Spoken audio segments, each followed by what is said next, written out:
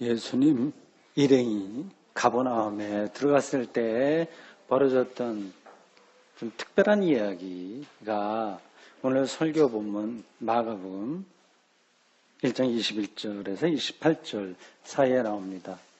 귀신 이야기입니다. 오늘 본문을 보면 이 귀신과 예수님의 대화가 이어져요. 좀 이상하죠? 급기야 귀신이 그 사람에게서 뛰쳐나왔다고 합니다. 그 장면이 아주 실감 있게 묘사됐습니다. 귀신은 그 사람에게 경련 발작을 일으키게 하고 고함을 치게 하고 했다, 그런 게 나옵니다. 오래전 호러 영화 엑소시스트 그런 데서 나올 만한 그런 장면 이야기입니다. 당시 가버나움에서 실제로 무슨 일이 벌어진 걸까요? 여러분들이 이러한 이야기들을 읽으면 어떤 생각이 떠오릅니까? 예수님은 안식일을 맞아서 가버나움의 회당에 들어갔습니다. 가버나움에 1차로 들어가고 마을 이름입니다. 안식일에 대해서 회당에 들어갔습니다. 회당은 유대인들이 안식일에 모여서 종교의식을 행하는 곳입니다. 요즘 뭐로 하자면 예배당이에요. 그 회당 예배, 제사는 아닙니다. 제사는 예루살렘 성전에서만 할 수 있습니다. 그 회당 예배의 순서는 우리가 드리는 예배하고 비슷해요. 하나님의 말씀을 읽고 찬송 부르고 기도하고 설교하고 그럽니다. 그 설교는 주로 회당 책임자인 회당장이 하는데 유랑 랍비가 방문하게 되면 양쪽의 양해하에 이 유랑 랍비에게 설교의 기회가 주어집니다. 아마 예수님도 유랑 랍비의 자격으로 설교를 하신 것 같습니다. 그 설교의 내용이 어떤 건지는 오늘 본문이 이야기하지 않습니다. 다만 사람들의 반응이 놀라웠다 그 얘기를 합니다. 반응을 이야기합니다. 22절에 이렇게 그 반응을 말합니다. 무사람이 그의 교훈에 놀라니 이는 그가 가르치시는 것이 권위 있는 자와 같고 서기관들과 같이 아니함일러라. 예수의 가르침에 모두가 놀랐다고 합니다. 귀신이 축출된 다음에 나오는 이야기에서도 비슷한 이야기가 나와요. 이렇습니다. 27절이에요. 다 놀라 서로 물어 이르되 이는 어찌미냐 권위 있는 새 교훈이로다. 똑같은 이야기가 앞뒤로 이렇게 나옵니다. 회당에 모여서 예수님의 설교를 들은 사람들이 놀라워한 이유는 예수님의 가르침이 권위가 있었고요. 서기관들과 같지 않았다 이렇게 얘기합니다. 이 서기관들이야말로 사실은 권위 있는 사람들이죠. 신학 박사학위를 받고 신학대학에서 평생 동안 신학 연구를 한 그 사람과 비슷합니다. 오늘날로 바꾸면 그렇습니다. 권위로만 말한다면 너희들 서기관들이 으뜸입니다. 그렇지만 회당에 모인 사람들은 그 서기관들하고 아니다. 그들의 권위 있는 게 아니라 그들의 권위하고 다른 권위가 예수님에게 있다고 판단했습니다. 그 이유가 뭘까요? 예수님 말을 잘할까요? 그런 성서에 대한 지식에 해박해서 그럴까요? 그렇지 않습니다. 여러분들은 어떻게 생각하시나요? 왜 예수님의 가르침이 권위가 있었을까요? 하나님의 아들이니까 권위가 있지. 이렇게 말하면 더 이상 대화는 되지 않습니다. 왜 그랬을까요? 왜 그런 판단을 했을지를 생각해 보시기 바랍니다. 서기관들은 전통에서 들은 것을 말하고 듣고 안 것, 정보를 얘기하는 거예요. 예수님은 거기에 묶이지 않고 자신의 영혼에서 나온 것을 말했다고 하는 것이 그 이유입니다. 약장수처럼 자기가 배운 것을 그대로 전하는 선생들이 있고요. 교사들도 그런 교회 교사 선생님들은 아마 스스로 아실 겁니다. 제가 배운 걸 그냥 전하는 거예요. 그리고 배운 것에 머물지 않고 자신의 영혼에서 우러나오는 것을 전하는 선생들이 있습니다. 요한복음 기자는 이러한 차이를 가리켜서 듣는 것과 보는 것이라고 구분했습니다. 요한복음 8장 38절은 다음과 같습니다. 나는 내 아버지에게서 본 것을 말하고 너희는 너희 아비에게서 들은 것을 행하느니라. 우리 말에도 보통 백문이 불여일견이라는 이야기가 있죠. 서기관들의 가르침에 식상해 하던 이 회중들이 예수님의 가르침에서는 전혀 새로운 것을 경험했습니다. 예수님은 본 것을 말했기 때문입니다. 그 경험이 얼마나 강력한지를 설명하기 위해서 교훈이 대단하다, 놀랍다고 하는 말 중간에 귀신 이야기를 기록하는 겁니다.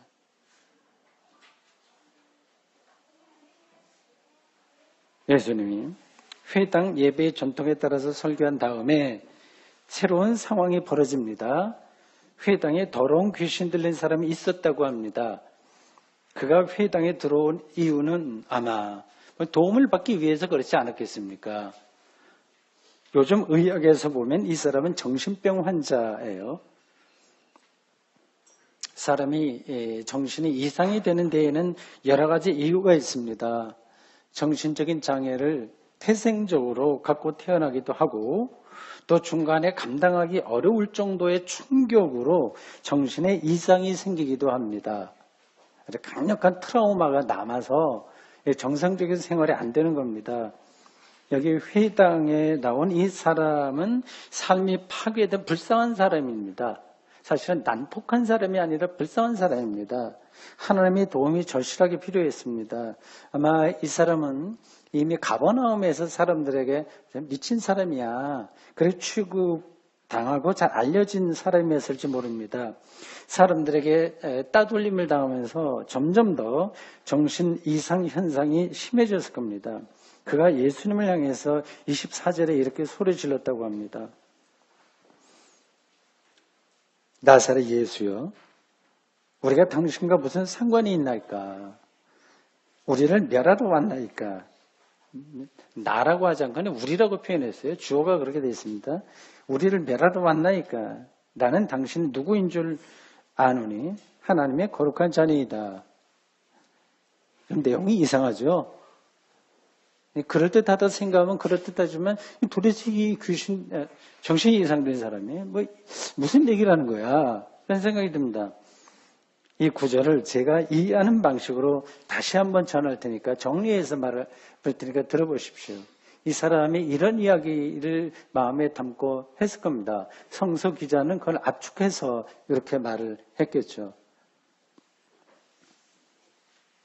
당신은 나사렛에서 온 목수의 아들 예수라는 사람입니다. 그건 내가 소문을 들어서 잘 알고 있습니다.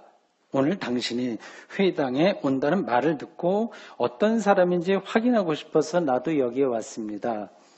당신의 설교를 들어보니 내가 살아가는 방식하고는 전혀 다릅니다. 하나님 나라가 가까이 왔다고 하는데 그런 조짐이나 흔적을 나는 내 삶과 내 주변에서 어디에서도 발견할 수 없습니다. 나는 내 방식대로 살아갈 테니 방해나 놓지 마십시오. 내가 분명하게 말하시는 것은 당신은 정말 특별한 사람이라고 하는 겁니다. 사람들이 말하는 것처럼 하나님이 보내신 거룩한 사람인지 모릅니다. 그러나 나와는 아무 상관없으니 나를 그대로 내버려 두십시오. 25절에서 예수님은 그를 꾸짖으시면서 잠잠하고 그 사람에게서 나오라고 말씀하셨습니다. 예수님이 병자나 아니면 장애인 이런 사람들 고칠 때에는 어떤 퍼포먼스를 해요. 손을 얹는다거나 아니면 하늘을 우러러 기도한다거나 그런 것들을 합니다. 그런데 이번에는 그런 거 없이 그냥 명령만 내리세요. 제가 젊은 시절 참석한 부흥 집회는 아주 옛날이죠. 70년대입니다. 정신 나간 사람들이 이 부흥회에 종종 참석했습니다. 가족들이 데리고 와서 부흥 강사에게 안수 받게 하는 겁니다. 어떤 부흥 강사는 25절과 똑같은 말을 합니다. 잠잠하고 그 사람에게 나와라. 부흥 강사들의 그 거친 목소리로 그렇게 외칩니다. 병자가 뭐라고 대꾸하면 정신이 이상된 사람들이요. 더 큰 소리로 부흥 강사가 고함쳤습니다. 이런 방식으로 정신병을 고친다고 하는 건 의학적으로도 또 상식적으로도 신앙적으로도 옳지 않습니다. 어줍잖게 이 부흥 강사들이 예수를 흉내내는 것에 불과합니다. 25절을 제가 이해하는 방식으로 정리할 테니까 한번 들어보십시오.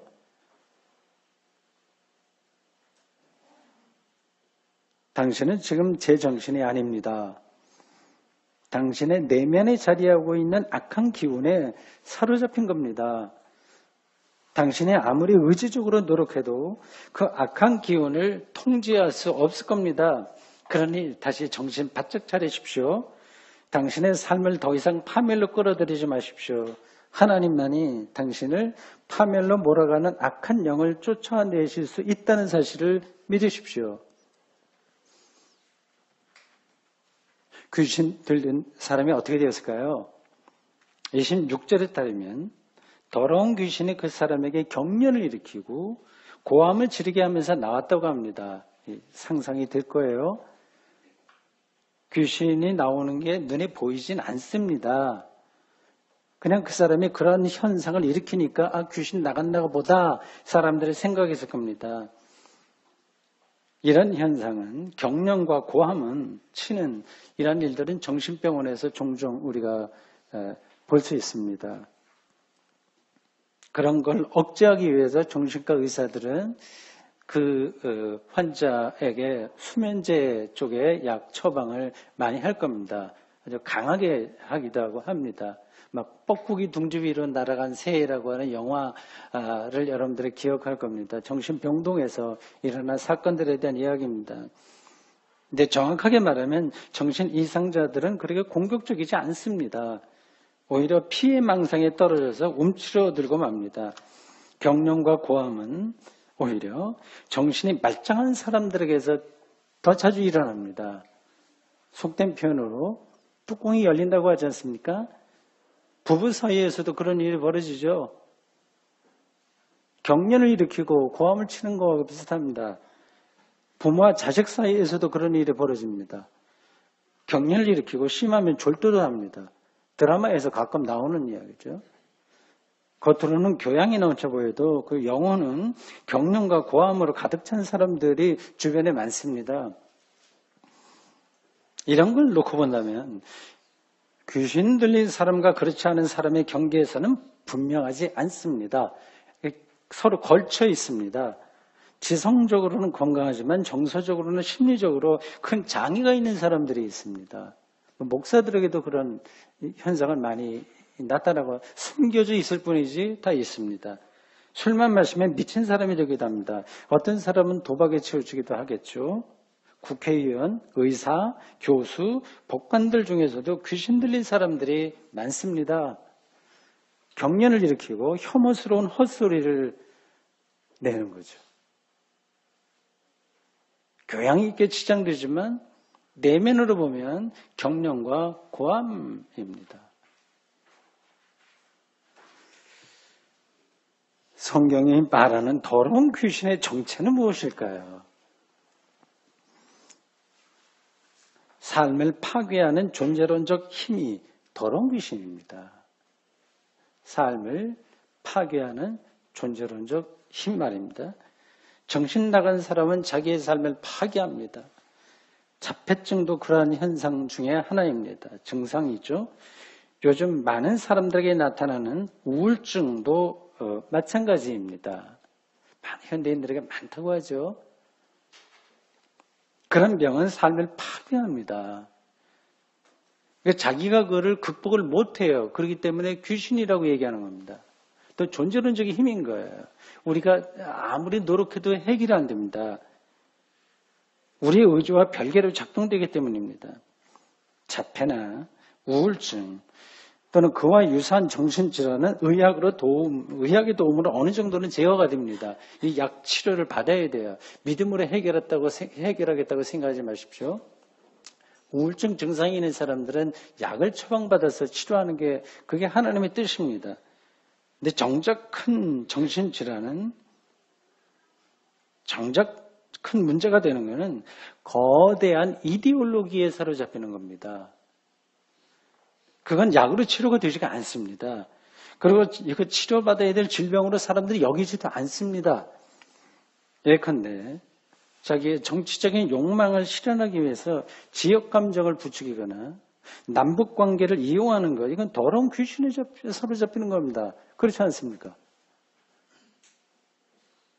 묻지마. 부동산 투기도 역시 귀신의 일입니다. 억지로 자기 안 돼. 그렇게 그쪽으로 발을 딛게 되면 계속합니다.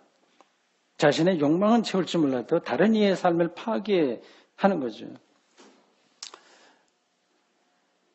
미국 트럼프 대통령으로 대변되는 미국 우선주의도 귀신 현상입니다. 제가 보기에 그렇습니다.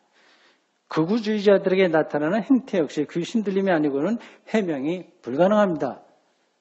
유럽에도 극우주의자들이 있고 우리나라에도 있습니다. 요즘 저는 대한민국의 일부 언론이 보여주는 행태 역시 더러운 귀신에 사로잡힌 증상이라고 봅니다. 일종의 더러운 편집을 통해서 사실을 왜곡하는 겁니다. 이건 약을 먹어서 해결되지가 않습니다.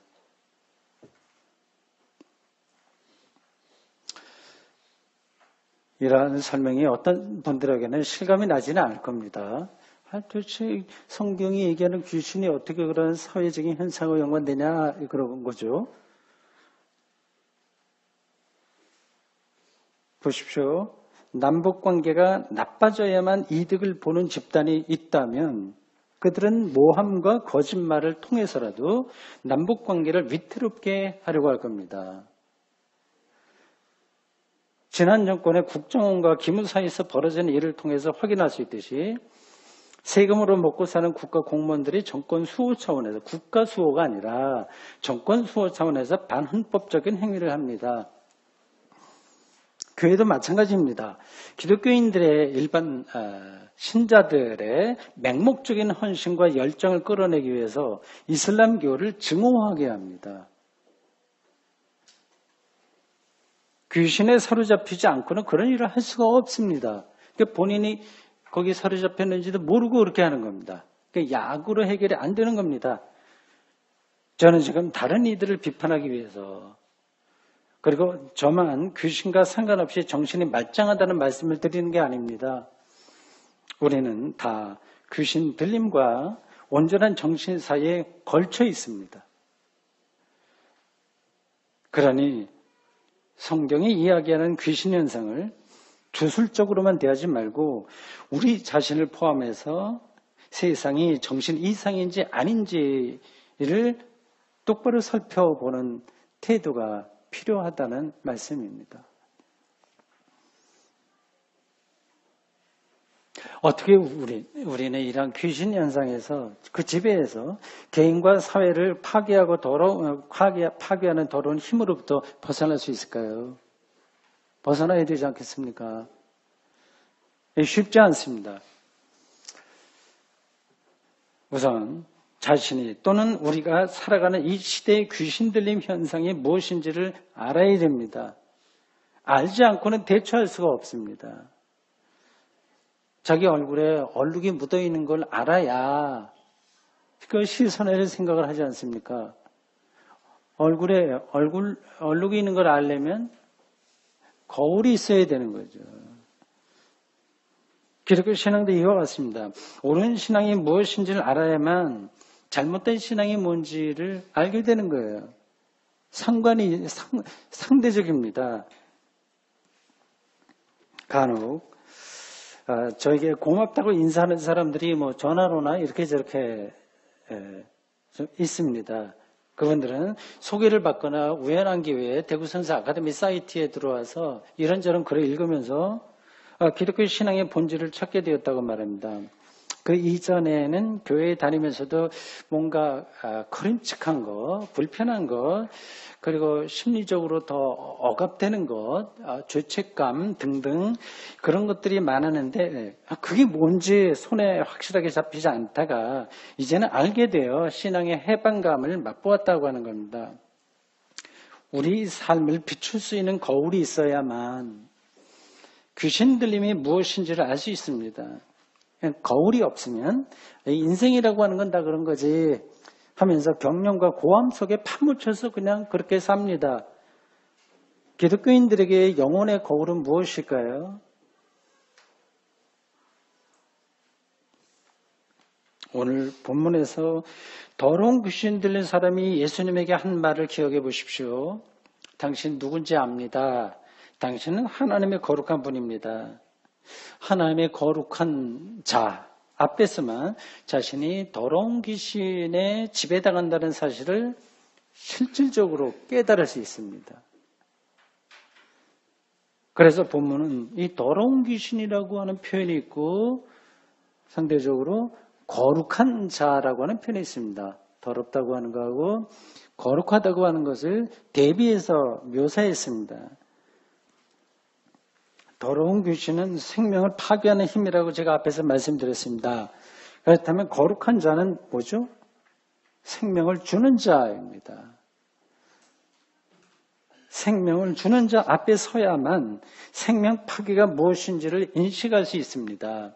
사람이 인식이라고 하는 게 그렇게 또렷하지가 않습니다.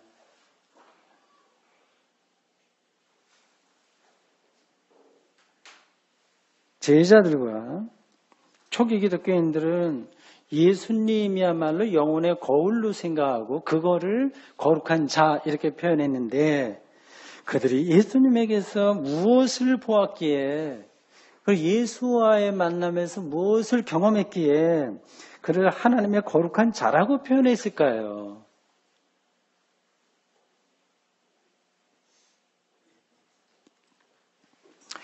저는 이 질문을 소위 이제 기독교 신학에서 크리스톨로지라고 하는 겁니다. 기독론이라고 하는 겁니다. 예수 그리스도 사건이에요. 이것을 제 삶의 영적인 화두로 삼고 있습니다. 대구 샘터교회 15년 동안 행한 설교 그 이전도 마찬가지입니다만 이 질문에 대답을 찾는 과정입니다. 이것은 한 번의 대답으로 끝나는 질문이 아닙니다. 제가 설교자로서 자리에서 내려올 때까지 아니 죽을 때까지 계속돼야 될 그런 질문입니다. 제자들도 이런 질문에 근거해서 더러운 귀신마저 예수에게 굴복한다고 말할 수 있었습니다.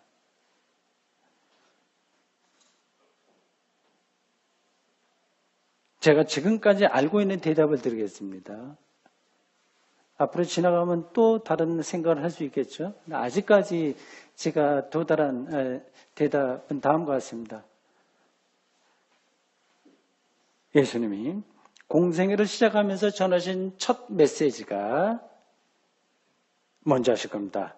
그의 전체 운명을 관통하는 메시지인데 오늘 본문 바로 앞부분에 나와 있는 마가복음 1장 15절입니다. 때가 찼고 하나님 나라가 가까웠으니 회개하고 복음을 믿으라 입니다. 이게 그의 가르침이에요. 하나님 나라는 하나님의 통치입니다. 그게 이미 가까이 왔다. 이미 왔다는 얘기입니다. 그 통치는 생명의 다스림이에요.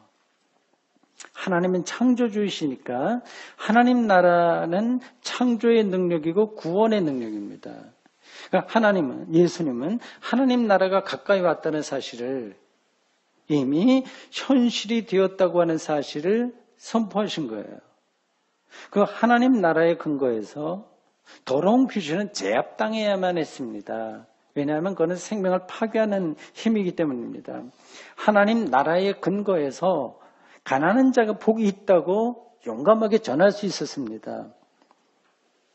제자들은 예수님의 이러한 가르침과 하나님 나라가 왔다고 하는 가르침과 그 가까이 온 하나님 나라의 근거에서 행한 하나님 예수님의 운명 그리고 그의 모든 행위를 통해서 하나님 나라를 실질적으로 경험하고 거기에 자신들의 운명을 걸었습니다. 겉으로만 보면 우리 일상에서 하나님 나라가 가까이 왔다는 사실은 확인하기 쉽지 않습니다. 쉽게 제가 더 설명하겠습니다. 눈물나게 아름다운 이야기가 우리 주변에 많이 있어요. 참 그럴 땐 하나님의 창조와 사랑을 우리가 느낄 수 있을 겁니다. 그러나 그거 못지않게 비열한 사건들도 많습니다. 요즘 자주 일어나는 대형 화재 참사를 보면 기가 막힐 뿐이죠. 더러운 귀신들이 기승을 부리는 것과 같습니다. 여러분 주변에 꼴 보기 싫은 사람들도 없지 않을 겁니다. 왜 저러나 하는 것들 말입니다. 개인적으로도 불행한 일을 당할 수 있고요. 나이가 들어가면서 기력이 점점 떨어지기도 합니다. 아무리 삶의 조건이 좋아도 애쓰고 그렇게 많이 올려놨는데도 불구하고 권태로부터 아마 자유로워지지 못할 겁니다. 좋은 친구들이 많아도 궁극적으로 우리는 고독을 떨쳐내지 못합니다. 이런 것들은 모두 생명을 파괴하는 것들임에 틀림없습니다. 그러니 하나님의 통치, 하나님의 다스림 가까이 왔다고 예수님이 말씀하신 그것은 눈 부릅뜨고 찾아보려고 해도 찾아볼 수가 없어 보입니다. 우리 일상에서 그렇습니다. 정말 그런가요? 저는 그렇지 않다고 생각합니다. 저는 예수님이 말씀하신 하나님 나라가 왔다, 우리 안에 들어왔다고 하는 말씀은 실질적으로 믿고 받아들입니다. 아무리 세상이 어두워도 빛이 더 밝습니다.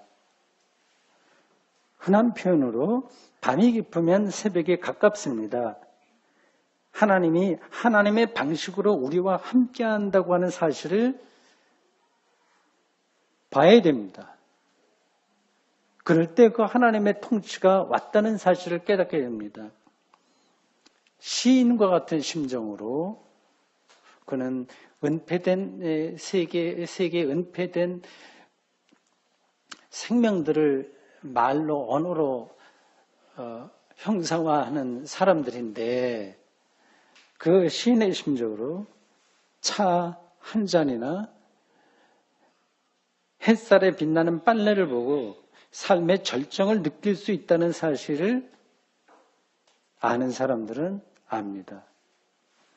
그걸 안다면 다른 사람보다 연봉이 적어도 불편하긴 하겠지만 영혼의 상처는 받지 않습니다. 거꾸로 다른 사람보다 이런저런 잘난 일들이 많아도 연봉이 서너 배 많다고 하더라도 그것으로 행복이 보장되는 게 아니라고 하는 사실을 알기에 거기에 휘둘리지 않습니다. 여러분, 정말 우리를 행복하게 해주는 것들은 더러운 귀신들이 유혹하거나 강요하는 것과 전혀 다른 데서 주어집니다. 보십시오. 그걸 아는 사람은 하나님 나라가 가까이 왔다는 말씀이 하나님의 창조의 능력과 신비가 어떻게 우리의 삶에 개입한다고 하는 그것이 무슨 뜻인지를 절감할 겁니다. 더구나 우리는 십자가에 달렸다가 죽은 자들 가운데서 3일 만에 부활하신 예수 그리스도를 다행스럽게도 온전히 은총으로 알게 되었고 믿습니다. 그가 우리와 함께 한다고 하는 사실은 하나님 나라가 이미 여기 온 것과 같습니다. 이런 점에서 우리는 이미 하나님의 승리를, 하나님 통치는 승리니까 하나님의 승리를 약속으로 받은 사람들입니다. 더러운 귀신들이 격려를 일으키고 고함을 지르는 일들이 우리 주변에서 반복되고 있지만 그것은 잠잠하고 그 사람에게서 나오라는 주님의 말씀에 그들이 흔들리고 있다고 하는 증거일 뿐입니다. 그러니 여러분 두려워하지 마십시오. 예수 그리스도가 더러운 귀신을 내쫓으셨습니다. 아멘. 주님, 오늘 저희들 마가복음 기자가 전해주고 있는 예수님의 축복의 능력에 대한 그리고 그것 앞에서 사람들이 놀라고 하나님의 통치에 기뻐하는 그러한 것에 대한 보도를 저희들이 전해 들었습니다. 우리 붙들어 주십시오.